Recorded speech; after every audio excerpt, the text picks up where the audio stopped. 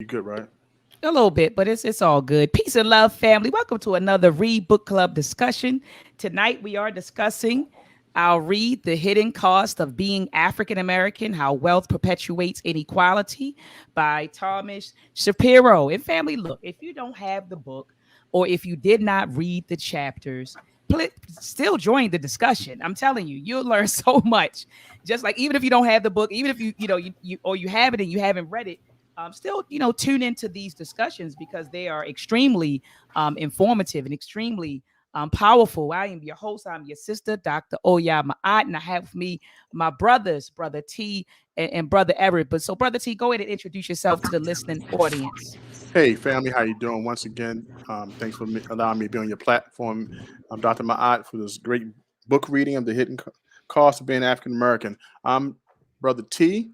I'm T. Wolo. Also go by JT Coin Rings, where I talk precious metals and I turn precious metal coins into rings that you can wear. But I do love reading and love learning information that's here in this book. All right, Brother Everett. Peace and blessings, brother Ever from Real Truth and Power Live and Real Truth and Power Nonprofit Business, and blessed to be here to show some love. Also, Division Secretary and Treasurer of the UNI in Baltimore. Always got to kick out love for my That's UNI. right. That's right. That's right. And happy Black August, family. Today is August the 8th. And so I meant to say I hope hopefully I wish you all a happy Black August the last Sunday. But if I didn't, happy Black August, family. A lot is going down in August. We're turning up, Brother Everett. Tell them what's happening on the 14th. 14th in Baltimore, we have the Marcus Garvey Day Festival. It's going to start with a march on somewhere off of North Avenue. I think Penn North Station, but I get that information. And we're going to head over to Harlem Park School. We're going to have Black vendors. We're going to have a lot of powerful speakers. And we're going to celebrate Garvey Day as best we can with Black love.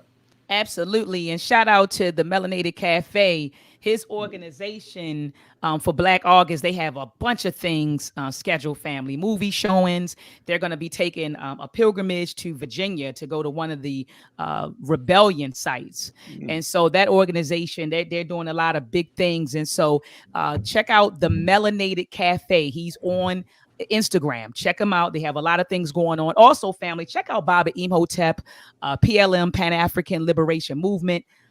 They have Race First. They have the Race First rally here in Baltimore. And from my understanding, there are about 10 other cities who've joined in who are having Race First rallies on August the 28th. Okay, August the 28th in 10 cities. They're Race First rallies are taking place. I had the honor of interviewing the coordinators from these different cities. And so be sure to go back and check out that video where you have these coordinators talking about the Race First rallies. I know it's going to be one in Philadelphia, one in Buffalo, New York, of course, one here in Baltimore. Another one is taking place in Mississippi, Ohio, LA, Arkansas, and a few other places. Okay, so be sure, family, to go to that video and check it out. I also want to just give a quick shout out to Dr. Renoko Rashidi. He became an ancestor last Monday. Last Monday or Tuesday, he transitioned while he was on his trip to Kemet. And so I know right now in the Hoppy film, they're over there paying tribute to Dr. Renoko Rashidi. I also had my own little tribute to him where I brought on Professor James Small to talk about the work of Dr. Renoko Rashidi. And so we gotta, family, we gotta honor them. We gotta honor them, and we have to continue their legacy, continue his legacy. He actually transitioned while he was at work. He took a group of people over to Kemet. And while he was there, I think they said he arrived on Friday and ended up having a heart attack on Monday. And so, my heart goes out to him and his family. And I'll also be posting his family's Cash App because I'm hearing things about them needing to get the body back here, to the country and to help with funeral expenses and all sorts of stuff. And so I'll make sure that I post that information underneath this video. So I see Brother Akata's in the building. Peace to you, brother. The Melanated Cafe is in the building. Peace to you, brother. I see Justin Maurice. He said, peace, Dr. Ma'a. Glad to catch you live. It's been a while. Yes, indeed, sir. Thank you so much for being with us today. Thank you so much. All right, so let's jump right into it. we're reading chapter 4, or we're discussing chapter 4, middle class in black and white. How level is the playing field? And we know that the playing field isn't level. We know that. And so that is what the chapter is about. So what Shapiro is doing at the beginning of this chapter is literally comparing the wealth of blacks and whites. That's what he's doing. He's comparing the wealth between blacks and whites. But I always like to start off with middle class blacks and whites. And so I want to first start off with a definition of middle class, right? And he says, well, to define the middle class, we look first at income, marking families in the middle 60% as middle class. So those earning between 17,000 and 79,000. He says this relative definition will always produce a middle class representing 60% of families. With regard to education, we can draw the middle class line at families in which at least one adult has earned a bachelor's degree. The most commonly used method of determining middle class status, employees' job rankings. He says this notion of middle class includes professionals, technical workers, administrators, managers, supervisors, and clerical and sales workers. So basically, he's saying that when the definition of middle class includes your job, your income, and your educational achievement. And he says that most Americans consider themselves middle class people anyway. Okay, and so that is the definition of middle class. But what can one of you brothers talk about what Shapiro found when he compared the wealth of middle class blacks to the wealth of middle class whites? Brother T. Brother T, your mic is muted. You gotta unmute your mic. Go ahead, brother T. There we go. I wanted to point something out with that first page that Tom Shapiro put together. He said the genius of the American dream is the promise that those who work equally hard will reap roughly equal rewards, be it in wealth, lifestyle, or status. The question of equal opportunity frames a truncated national dialogue on race because we feel deeply that these barriers blocking achievements are based on race are unfair and deprive society of skills and talent. One thing that I wanted to stress was that he wanted to point out that people believe about work hard, not defining hard, work the same because everything is equal, that we'll get equal results. And what he stressed in this chapter is that middle class is different. It depends on a certain amount of terms like class. And also I wanted to break down what it means to be middle class just a little bit more before we go any further. Go ahead. Middle class, having a job that can comfortably but not extravagantly support a family, being able to afford a safe car to commute to work and reduce injury and fatality from accidents, being able to take 2 to 4 weeks of vacation a year with a family. Now, this is something else I looked up. Not in this chapter, just my extra research to talk about this first page. I love that. What was your reference for that definition? This came. I'll break it up one second. It came from the Motley Fool. The author name was Matthew Frankel. I love it. All right, I'm getting ready to write that down. Are you middle class? 5 traits you might have: the ability to pay your bills on time, a secure job, ability to save money, time and money for vacations, at least $1,000 in savings. The Motley Fool by Matthew Frankel was an article that he wrote. So just to put things in context, these things you should be able to normally do as defined as middle class. But as we'll find out later on in the chapter, and as we discuss, that there's a difference between families, what they see as middle class and how we see middle class as being the blacks. Beautiful. And so, Brother Everett, when he compared the middle class, I'm sorry, let me do this first. When he compared the wealth of middle class blacks to middle class whites, what were some of the discoveries, if you could think of them? Well, which was astonishing to me, he goes on and compares of equal value. So he's saying, okay, I'm going to take black middle class with good education, you know, good income. What was the other one? Education, income, and I don't know why I went blank here. No, income. Oh, And job, job occupation. ranking. So they all had good jobs, good income, and nice education. So from the income and the education level, it was equal. It was pretty much equal.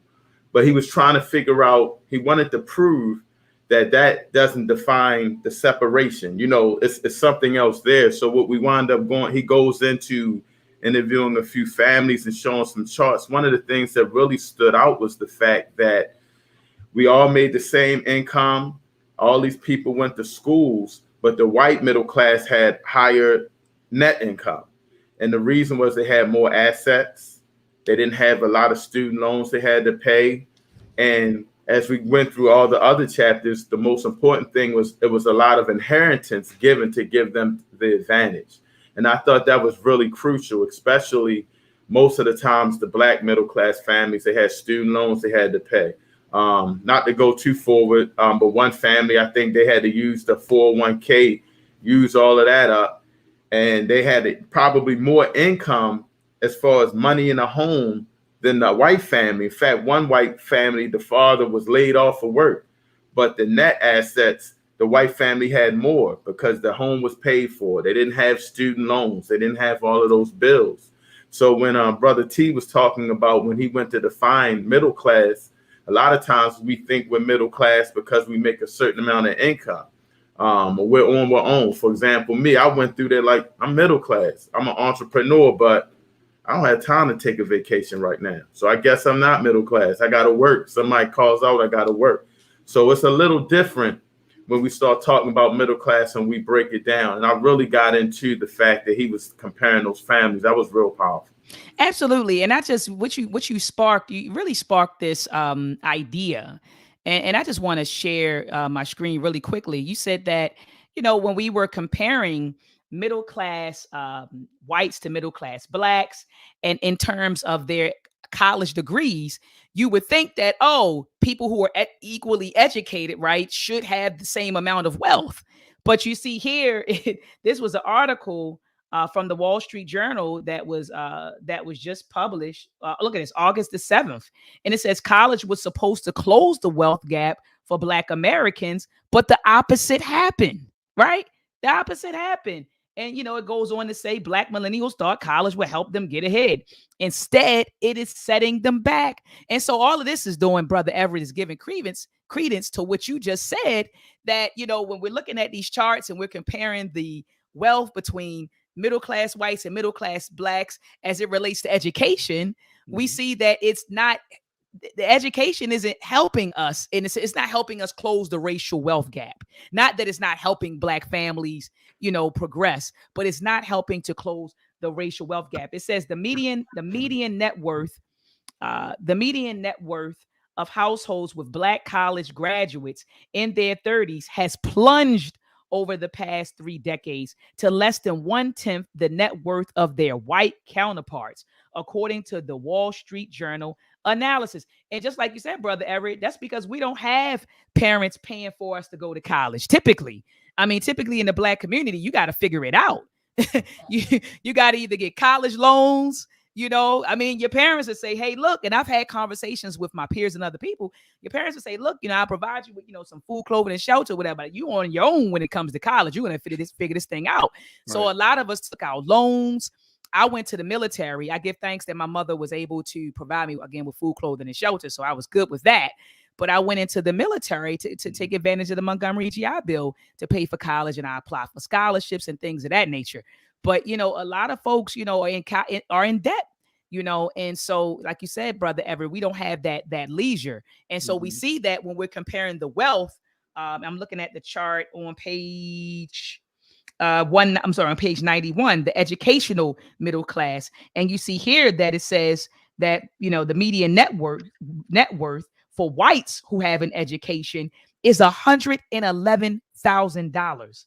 For black people who have an education, educated black people, Mhm. our median net worth is $33,000. And then if you look at the median net financial assets, and right then, family, remember, net financial assets are your liquid, what you can grab now, right? So Mhm. what you can liquidate and grab now, what you have access to now. So for whites, that's 56,000, and for us, it's only $15,000. And Wow. this is among your educated black people, your educated black class.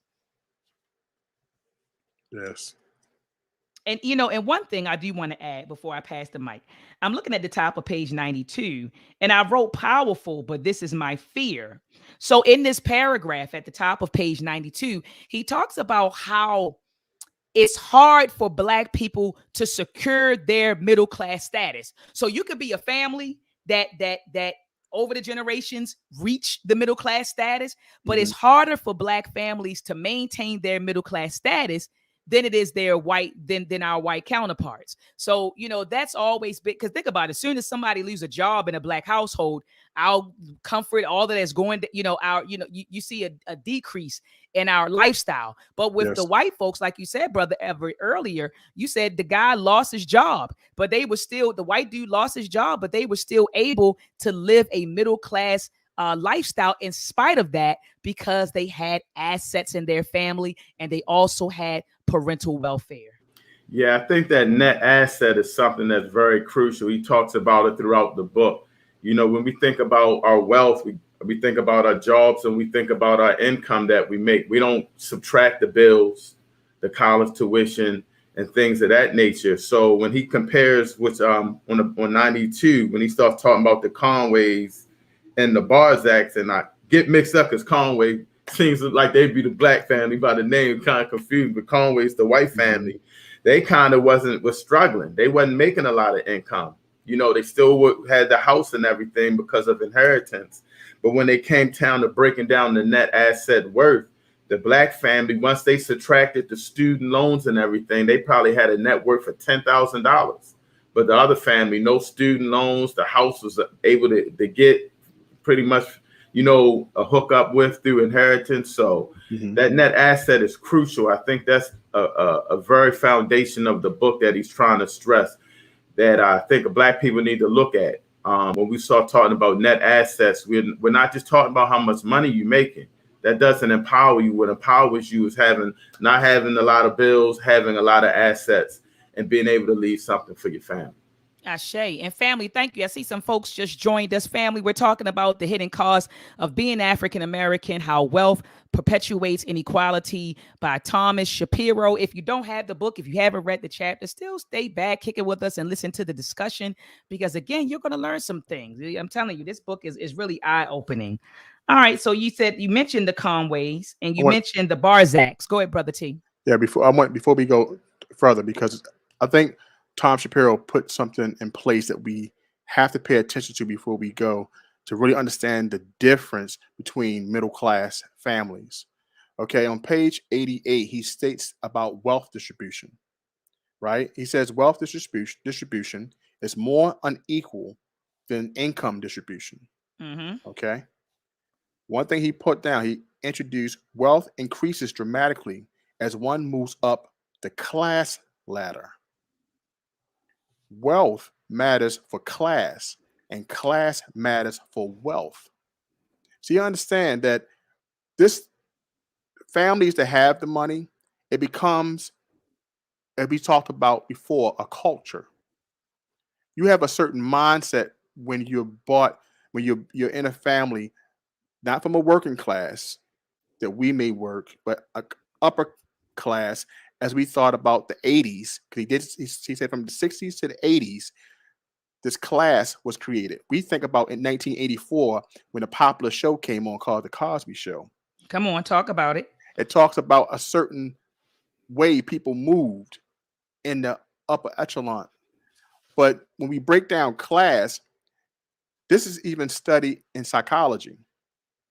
We have Michael Cross, PhD from University of Illinois.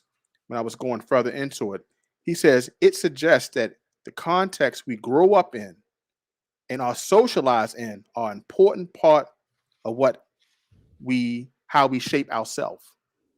So what we grow up in, we kind of shape. So we realize that people think differently, and they put things that's important differently from people that never heard of the context. It's because they grew up in this middle class that, hey, I supposed to go to this school. I supposed to buy a home in this neighborhood. I supposed to go and study art because this is what's all introduced to me. In that middle class that was created for whites, they were introduced to these things. We got to make sure that this is the slight difference that he's talking about when we talk about the Conways and the Buzzards. You understand? Because one person can make $30,000 or $70,000 a year, but can take a couple months off and be rest assured because he has that money and them assets, and he knows that, hey, my family set something up so I can be taken care to go back to school. That's one thing that the Buzzards had that the Conways didn't have. They had a home, but after subtracting their debt, they only had $10,000 left, right?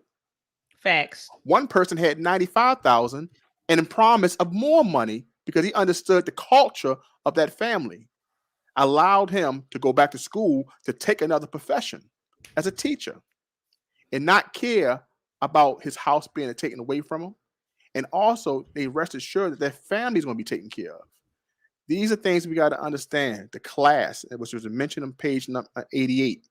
And like I said, when I went a little further to understand that class is studied, even in psychology, because the people who experience middle class, it's a certain culture that they adapt, a mindset to shape their life. I just want to make sure we go to that point before you go on. No, please. And where's that line? Because I don't have that highlighted on page 88. The line that talks about how class. Where's the line that you read, Brother T? Because I don't have it. I'm class. Looking. Okay, yeah. Got you. Page 88 on the second paragraph. It starts off, "We know already wealth distribution." Yes. Okay. Then it goes down, and you'll see the word class. I have it. And then as I study, I go grab other articles, and that's where I grabbed the study of class as a psychology is being studied. So. No, absolutely. So thank you. So let's dig a little deeper into the Barzaks and the Conways. I think Brother Everett kind of did sum it up to say that, hey, one family, they were better off because they had, assets. They hardly had any debts. Whereas with the Conways, the Conways didn't have any debts. So it says they didn't have any debts or left over from college because their parents paid for college. They were given $10,000 for their down payment, and like I think one of you brothers said, they inherited 95,000. Yep. But what about the $30,000? I know, right? It says grandma. From grandma. Yep, they got $30,000 from their grandmother. But one thing that Shapiro did point out, and I'm in the middle of page 94, he said the neighborhood they lived in was black. He said overwhelmingly black. And he said that was fine with them because what they did was, it says the Conways seemed to place more importance on proximity, right? Because they live closer to the downtown area. So it says that they place more importance on proximity and affordability than on class or race characteristics of their community. But he said as soon as they had a child, it all changed. When they were just, husband and wife and kicking in, they bought their house in that particular neighborhood. They weren't worried about the racial and class characteristics of that particular community. But when they had a child, they said, wait a minute. He talked about how they wanted to move to South Pasadena, where it says you will spend at least about $600,000 on a house. And they said, well, we're going to move over there because we want our child to have a certain quality, education. And so the area that they are now moving into is predominantly white. And it has, is a predominantly white upper class family. So, I was sitting here giggling when I read it. I said, oh, so initially they were cool kicking it in the black neighborhood. But when they had a child, they said, oh, we got to move. And they end up saying that they were moving to South Pasadena, and it says, this is what the woman said. She said, I think it was the one of the Conways, the woman, Suzanne. She says, he says, when I asked where they are thinking of moving, Suzanne says that they are very interested in moving to South Pasadena because her mother lives there. And she said, I think it has a really great school district. Additionally, it has a really old feel to it. The streets are lined with trees that create archways It has a lot of old buildings, which I think are terrific homes. But what Shapiro did was say, well, let me go and investigate this neighborhood, and come to find out it's a predominantly white neighborhood. And it says, as of 1999, you could expect to spend about $600,000 for a house there. So I can only imagine in 2021 what it would cost to move into one of their homes. So so again, it was just like, okay, they were cool kicking into the black neighborhood, but as soon as they had a child, they said, wait a minute, we got to get away and move into a community that looks like us, right? And shares the same class, the same class, like you said, class culture and values as we do. Do you brothers want to add anything? I think real quick, Dr. Mott, which was really crazy is they're moving during a time when the husband is unemployed. He's actually going to school. So when it talks about earlier how the net income was 70,000, the net income right at this particular point when they're about to move is only 35,000, and only inheritance received will be able to make this happen.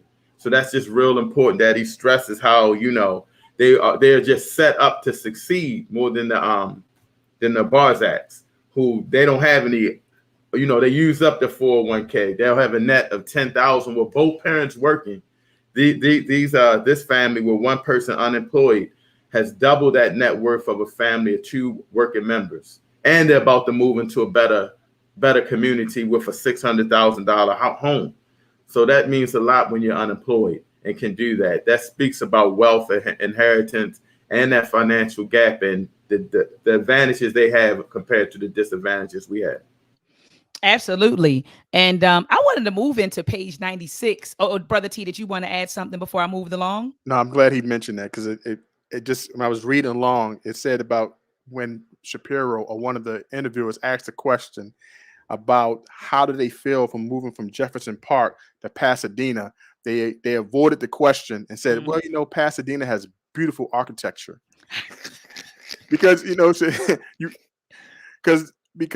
they understand, like we understood when you brought that point up, Dr. Ma'at, is that when it came to kids, that's all that matters. It's about making sure they put their kids in proper position to get the proper things in life. So it wasn't about the start of Jefferson Park. It's about the ending and the benefits of living in Pasadena. Absolutely. Absolutely. And yeah, that was powerful. That was definitely powerful. And Brother Justin Maurice asks, he said, does inheritance disparities play a part in the overall racial wealth disparities? Absolutely, Brother Justin. Absolutely. And that's what we've been talking about in this book, the cost of being African American, how wealth perpetuates inequality. Absolutely. And that's what the author is arguing, Brother Justin. So good. You haven't been here, but you're catching on, Brother Justin. You're catching on. And so I'm at the middle of page 96, where he's now talking about the myths regarding Black spending. And so a lot of white folks, and he said they found this out through surveys, that white people believe that we are in the economic situation that we're in because of our spending habits. We don't save enough. We spend.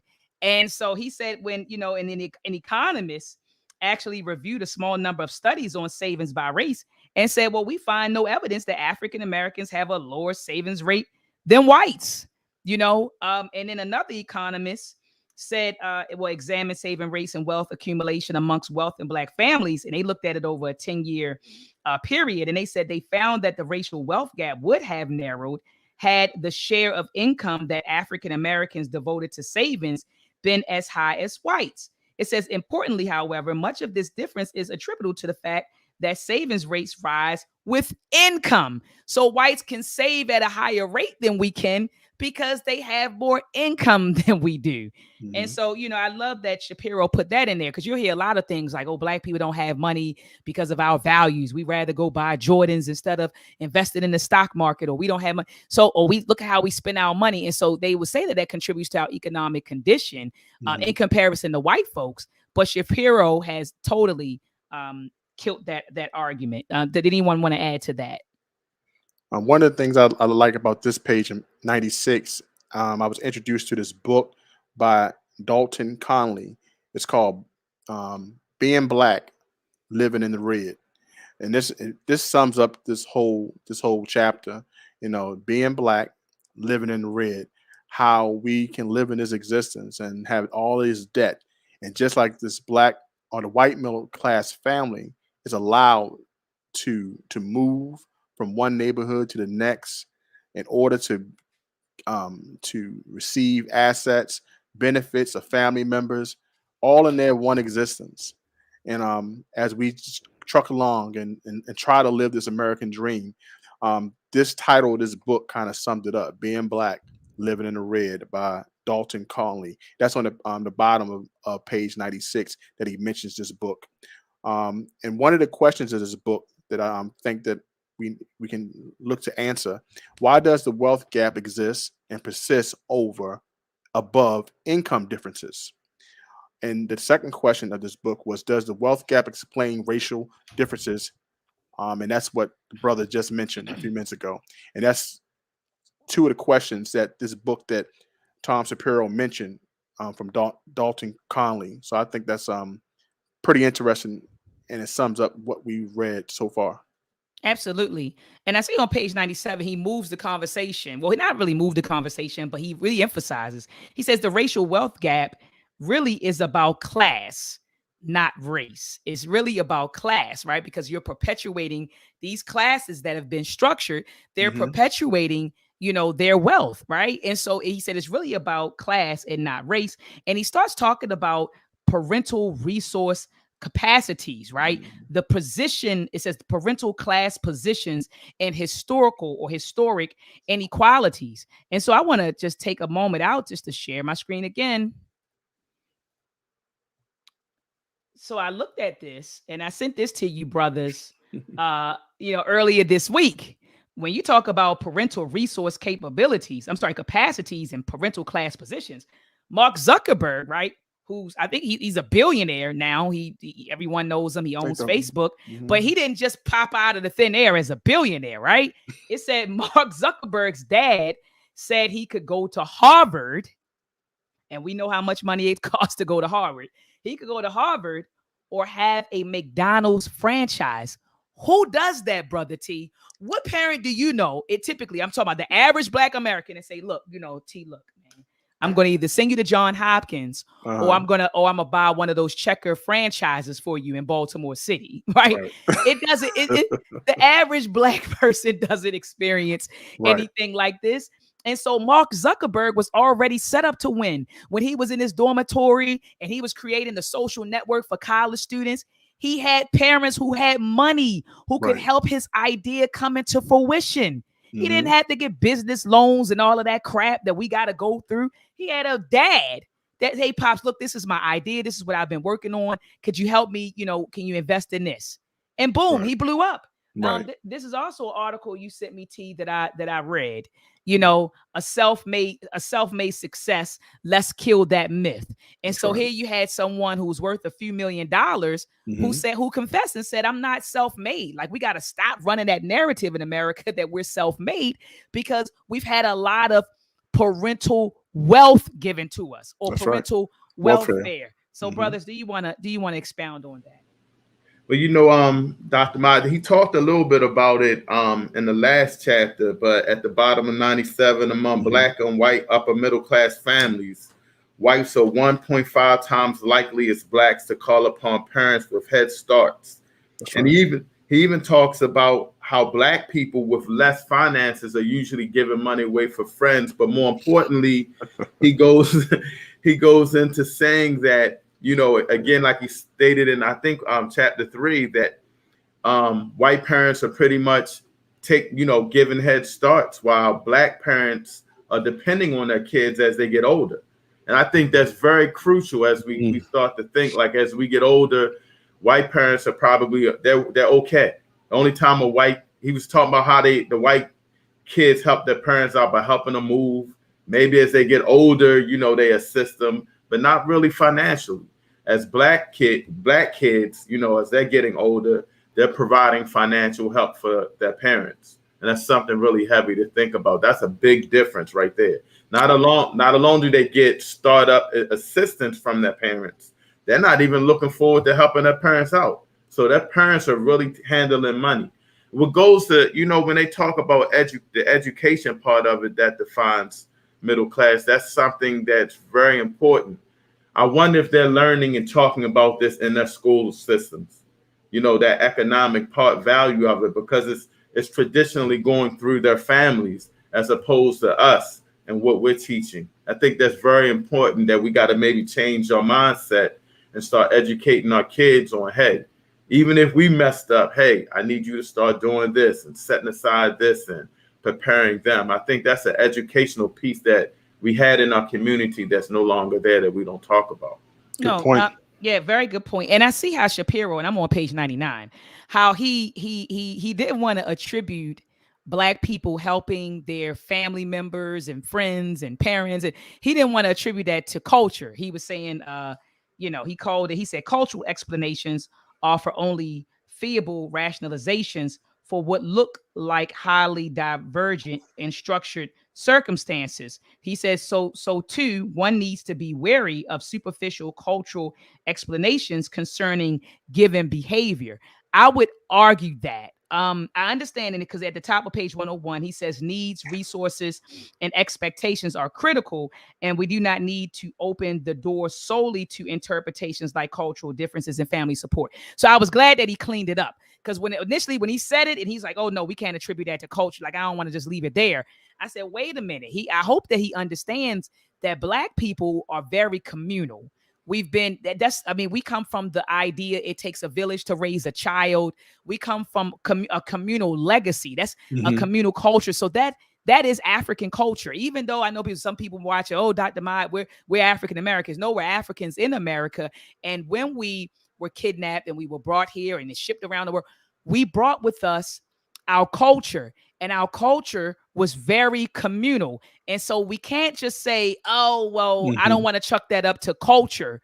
Right. We talk about reciprocity and do unto others as you have them do unto you. And take care of your elders. Take care of other people. Take care of your elders. So that is a culture is a very big reason why we tend to support members in our family and support our friends. But I was glad he cleaned it up on page 101 when he said he didn't want to just solely interpret those actions based on cultural differences. So I said, okay, I was cool with that when he cleaned it up. But he gave enough examples. Yeah, I'll go ahead at that brother. Yeah, he gave enough examples that kind of gave you a picture.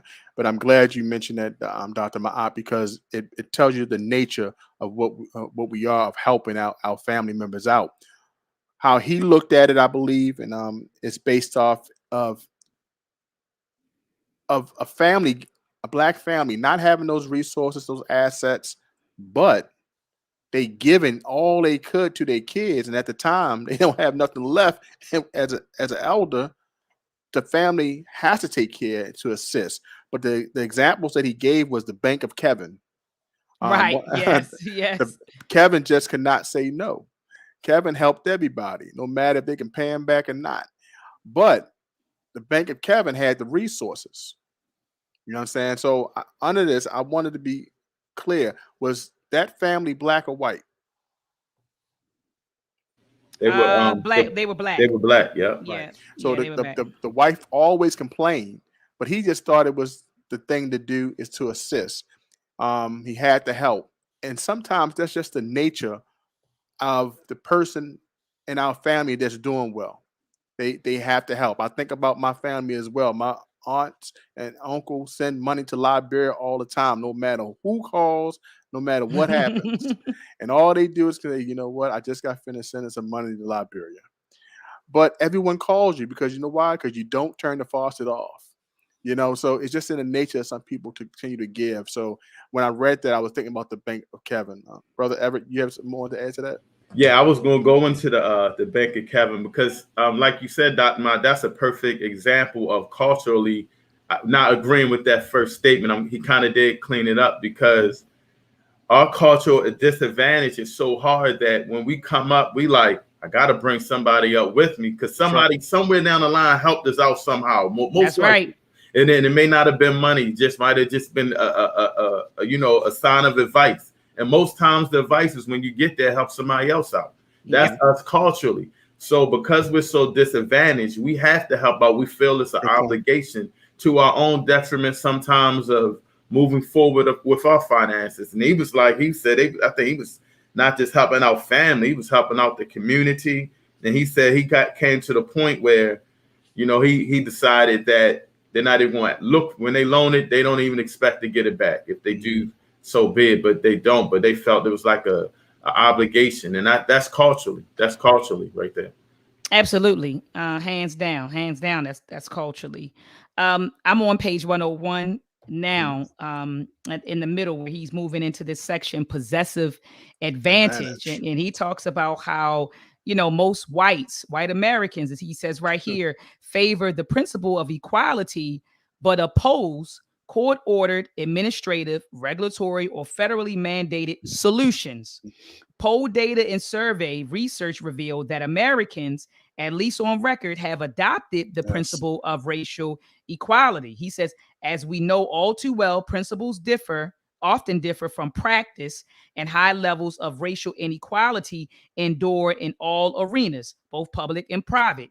He also says that a sociologist, Larry Bobo, advances the idea of laissez-faire racism, right, to explain how whites justify racial inequality, right? And it says the appeal of this justification is that whites view African Americans as individuals just like themselves, using the same set of rules to compete for success in the marketplace, rather than as members of a group who were forced to play by rigged rules used historically to ensure their disadvantage and white domination. That's right. Oh my gosh, I thought that was powerful. And then he moves into what laissez-faire racism involves. And he said it involves persistent negative stereotyping of African Americans, a tendency to blame blacks for their own conditions, appeals to meritocracy, and resistance to meaningful policy efforts to ameliorate America's racist social conditions and institutions. That is a fact. I didn't know how to qualify it because we just say racism, but he says it's laissez-faire. I don't know if I'm pronouncing that correctly. Laissez-faire racism, but that's essentially what it is. So you have these whites that'll go out here and they'll talk about, oh, we need equality. But when it comes to making systemic changes in order to make it happen, they oppose it. That's right. They oppose it. And so that one of you brothers want to add to that. I'll go ahead. Well, it goes back to the last book we read, Dr. Mott, The Createness of Whiteness. When they talk about all the laws that they put in place, it's systematic right there through the laws. And so and like he's like, yeah, most white people like, yeah, everybody should be equal, everybody, but they kind of thinking like, well, let them find our own way. I got the laws in my favor. I'm not trying to give up what I had. And that's the division right there. They don't want to acknowledge that. They don't want to admit how they got things and how they have that advantage. And some of them may not even don't even associate it because it's custom culturally how they do things. So we don't know that much. But I thought that was powerful how he goes into that, talking about how they think about everybody should be equal, but not wanting to change the laws and stuff.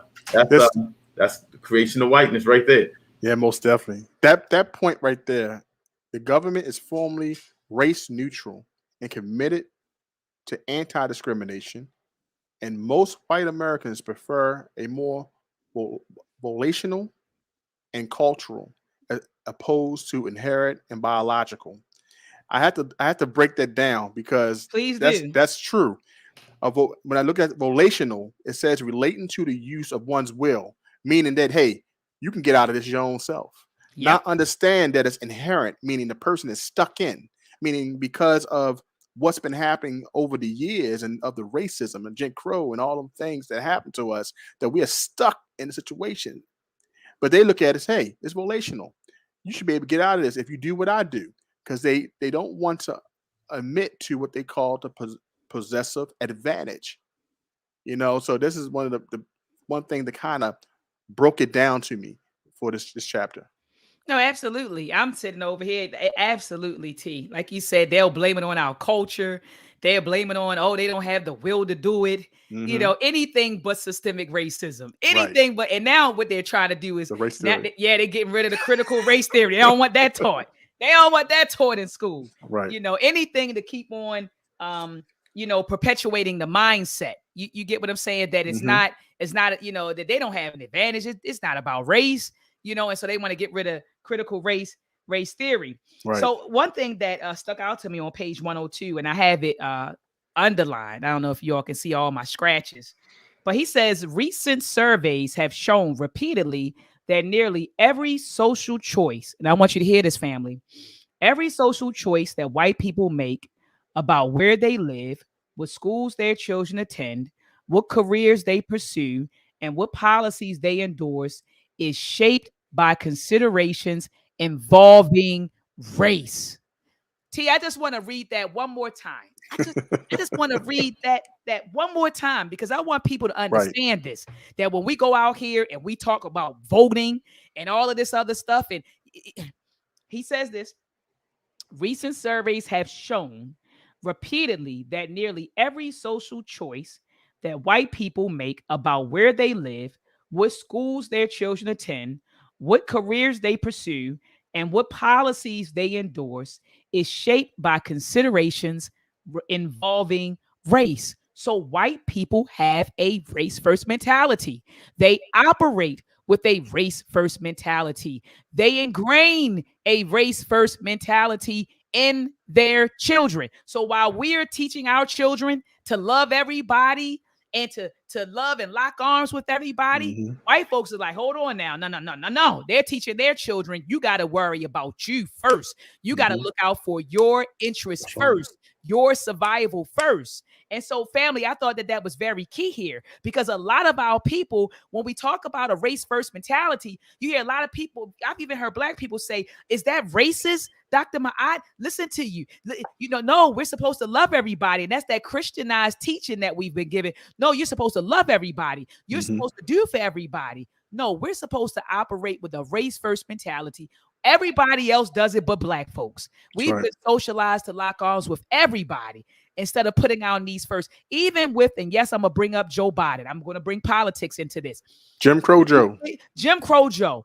You clearly see that the Democratic Party has a history of not doing anything specifically for black people. They do things for the LGBT community. They do things for the Hispanic community. They do things for immigrants, but they do not do anything for black people. So why will we continue to vote for Democratic presidents? And this is not advocating, because people think when you dog in Democrats, you're advocating for the other. No, because I don't vote for either one of them. It's benign neglect across the board. Benign neglect across the board, regardless of what your political affiliation is, what your political affiliation is. But my point is this: if we were operating with a race first mentality, we would be looking at these politicians a little differently. We would be looking at their policies, their political history, say, hold on, I'm not voting for this person. What policies are you creating for black people? That's, you get what I'm saying? So before I give you my vote, what are you going to be doing for black people? How are you going to be looking out for us? But we don't operate with a race first mentality. So we'll vote for whomever because we don't put our interests first. But I digress. I just wanted to say that. No, that was important. That's fire. Yeah. Dr. Mike, to continue on with that, you probably was going to go there, but at the bottom of 103, when they talk to the white lady about her privilege, when she's saying, got guilty. I don't think it's necessarily right that we have a better education and stuff. Everyone should have the same opportunities my children do, but they don't. Okay, I'll rephrase that. I don't think it's right that my children get to go to private school and get to wear Adidas, and there are other children living in the city who aren't fed breakfast, who wear raggedy, holey clothes, and have teachers who don't want to be there, and they get no educational benefits whatsoever. I feel guilty because I'm not doing anything to make their kids and inner schools' life better or try to help them. I'm hiding out here with my little nice neighborhood and my little private school, and I'm sticking my head in the sand and pretending like problems don't exist, so I don't have a sense of guilt over it. They telling you, the white folks are telling you. That's how the average white person thinks. That's right. They're like, I know this is wrong, but I'm gonna go hide out over here with my family and be amongst my class. There you go, T. My race and my class. I know it's wrong that we're doing that. We not really, but hey, I mean that's their issue. That's the mentality that they have. Right. Go ahead, brother. Race first. And only one question will have them shivering to their knees. Would you trade with me? Would you trade with me? Everything. And the question, they look at you like a deer caught by headlights, right? Because they understand if they had to deal with it, they would have to do what they need to change it. Absolutely. See, and my mother used to say, people accept things, and if they accept it, the good and the bad, and if it's bad happening to them, they're forced to change it. They don't want to have to force to change it because right now they can walk out in society and be them and deal with all the hidden privileges and the possessive, what do you call it again? The possessive advantage. Yep. All Advantage. they can hide behind it because they can choose to tell you about it or they can choose to hide it.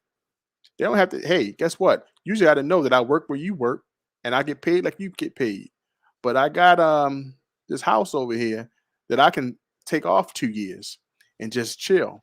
I'm sorry that you have to live with 20 members all in one house and you can't have the benefits that I feel sorry for you. But these things, you have to realize that they don't want to change with us. What we have to do is change it. We have to find a way to change it. They would fight for it. They would create policies to make sure that they have the freedom. And one thing that he states here, that we have to find a way, basically, to understand that, to change it. Absolutely. Absolutely. I mean, I couldn't agree with you. I couldn't agree with you more. Shout out to Malicella G. I hope I didn't butcher your name. Malicella G said that Jane Elliott asked that question. That's right. Would you switch positions with a black person? Quiet. Yeah, they I saw the video where she asked them that. Room full of white folks. Would you change positions with the black folks? And then she said, well, that's a problem for me. That means that you know what's happening and you wouldn't want it for yourself. She said, but why would you want it for other people? That's what she asked them. So that's the mentality, just like the paragraph that you read, Brother Everett, at the bottom of 103. That is the average mentality of white folks. They know what's going on, but they don't want to give up they don't want to give up their possessive advantage. They don't want to give it up. And so Shapiro drives home the fact. He says historian George Lipset superbly described the notion of people's possessive investment in whiteness. They have an investment in whiteness. And I need people to understand this. Just like you said, Brother Everett, if you read the book Birth of a Nation, they have investment. They have investment in their whiteness. He says, by which he meant the rewards and benefits that many whites accrue from past and present racial inequality. Many whites are born with advantages that come to families through profits made from housing secured in discriminatory markets, through the unequal educations allotted to children of different races, and through networks that channel employment opportunities and other benefits to relatives and friends. For many white families, these are hidden advantages that simultaneously structure and reward decisions around community, schools, and jobs. They don't want to give up they're not going to give up their white privileges. And so then he concludes with this. I'm at the top of page 104. He says, above all, advantages come to families through intergenerational transfers of inherited wealth that pass spoils of discrimination to succeeding generations. This structure of advantage provides many whites with resources, power, opportunities, enhanced capacities, and status. Advantage groups not only control important resources and institutions, they attempt to make their advantages appear legitimate in their own eyes, as well as in the eyes of the disadvantaged. That was powerful to me. They legitimize having the power, having the wealth, having the resources, and then they try to make you who are disadvantaged, right, see or think that their advantage is legitimate. Go ahead, Brother T. No, that, Yeah, that was it. that was it. That was it. What You else know could what be I got said? from it? Not to cut you off, brother T. What I got from it, the structure. This is structural. That, you know what I'm saying? This is like a system, that intergenerational transfer of inherited wealth. You know, and he breaks it. It's like this is a structure that it provides many advantages. Um, that's just powerful. That sums it up. It's just powerful. You said it right there, brother Everett. Class is a system of power based on perceived social and economic status. They just walking into their light. You know, he goes back. That's why he mentioned class. You know, it's a system of power based on perceived social and economic status, and they reaping the benefits of what they set up. Absolutely. I'm up here. I had to grab my Bible for a second, the blueprint for Black Power, because when I read that statement Hmm. about how they legitimize their advantage and then try to get the disadvantage to see to view it as legitimate. Legitimacy is a form of power that Dr. Amos Wilson talks about. Mm. And so you know, T, you and I went through this text page for page, but I was going back to page 16 where he says competent and legitimate authority as power. And Mm. legitimate authority refers to a power relation in which the power holder possesses an acknowledged right to command and the subject an acknowledged obligation to obey. The source, rather than the content of any particular command, endows it with legitimacy and induces willing compliance on the part of the person to whom it is addressed. Authority can be said to be legitimate to the extent that it conforms to established rules. So he kind of gets into all of that. But legitimacy, or the power to make something look legit and Hmm. have other people actually believe that it looks legit, that is power in itself. And so Right. I just kind of wanted to add that. So brothers, before we close out, I see that brother Justin Maurice asked another question. He says, does residential segregation perpetuate? I think he asked these questions that he knows the answer to them. But he says, does residential segregation perpetuate housing inequality? And how does that affect Blacks in terms of wealth? Thanks for taking my questions. Brother Justin, see, he's one of those ones. He pulls a Dr. Ma'at when we ask the question I already and know it. we already know the answer and we just do it for the audience's edification. But yes, residential segregation absolutely perpetuates housing inequality. In fact, Brother Tawolo, when we were reading Blueprint for Black Power, he brought an article to my attention that was published by CNN Money that talked about how Black people lost billions of dollars simply because they wanted to live in predominantly Black, neighborhoods, so that and again, and also redlining and all of that contributes to, perpetuating housing inequality and adversely impacts Blacks in terms of our wealth. So I think you already knew that, Brother Justin, but you just you know you just kind of threw that out there. He said in the chat, Dr. Amos Wilson talks a lot about how whites try to legitimize their stolen wealth. They absolutely do. They absolutely do. So family, brothers, do you have any closing words before we close out? No. No closing words. You think we kind of killed it tonight, brother T? Yeah, you ended it with Amos Wilson, Dr. Amos Wilson. You said it ain't nothing else to say. I say. Ashe. All right, family. Join us back here, same time, same place, 7 p.m. Eastern Standard Time next Sunday. Next Sunday, we will be discussing chapter 5 of The Hidden Cost of Being African American, How Wealth Perpetuates Inequality by Thomas Shapiro. Family, also holler at harvey.lewis@gmail.com to get your Read Book Club T-shirt. All right, make sure you get it. I know, Brother Everett, you said you threw yours in there and stuff started. See, I don't know if you turned it. You said the stuff started peeling out. My wife might have did something, but I got another one coming, so I'm good. Okay, yeah, because I'm like, what happened? I did the brother I don't know. I said, did he wash it inside out or what happened? Because my stuff has been your solid. shirt's going well, so it could have been something she did. I'm not sure. All right, well, Brother Harvey's making a big one for me, so. That's what's up. Special size. So yeah, let me put his email address on here on the screen, family. And so holler at him to get your Read Book Club t-shirts. He's also on IG, and his IG account is hockey_customs.